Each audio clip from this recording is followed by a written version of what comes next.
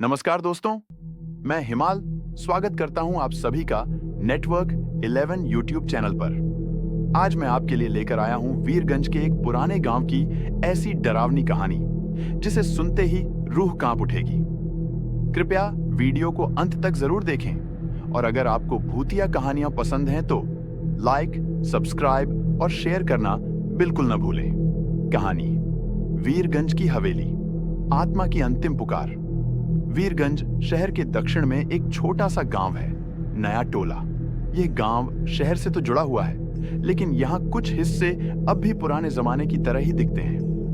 गांव के किनारे एक पुरानी हवेली थी, बड़ी सी लोहे की जंग खाई हुई गेट, गिरी हुई दीवारें और जंगली घासों से भरा आंगन। यह हवेली लगभग 80 साल पुरानी थी और कभी भी किसी ने उसे किराए पर नहीं लिया।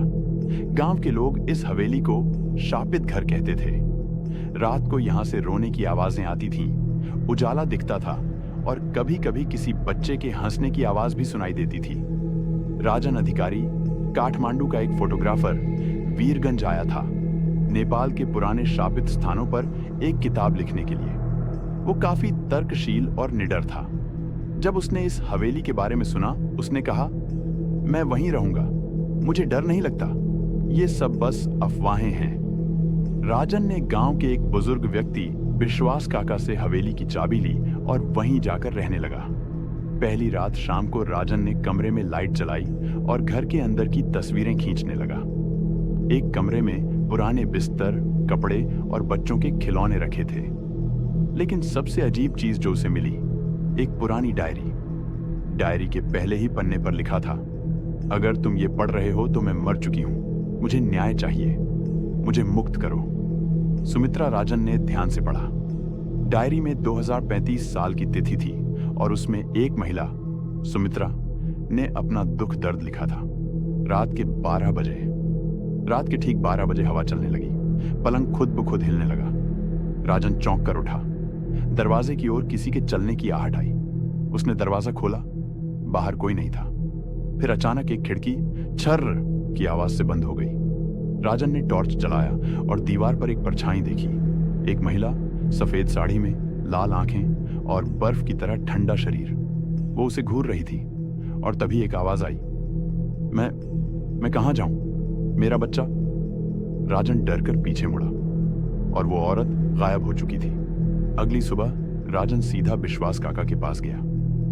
काका, उस हवेली में असल में क्या हुआ था? विश्वास काका थोड़ी देर चुप रहे, फिर बोले, बेटा, उस घर में 2005 साल में सुमित्रा और उनके पति रहने आए थे। उनका एक बच्चा हुआ। कुछ महीनों बाद वो बच्चा गायब हो गया। लोग कहते हैं कि बच्चे की हत्या हुई थी, लेकिन सुमित्रा हमेशा कहती रही, मेरे पति ने ही उसे कहीं छुपाया है। एक रात उन्होंने आत्महत्या कर ली और तब से उनकी आत्मा उसी हवेली में भटक रही है। राजन सुनकर स्तब्ध रह गया। अब उसे वही करना था जो उसने कभी नहीं सोचा था, सुमित्रा की आत्मा को न्याय दिलाना। दोस्तों, ये कहानी आपको कैसी लगी?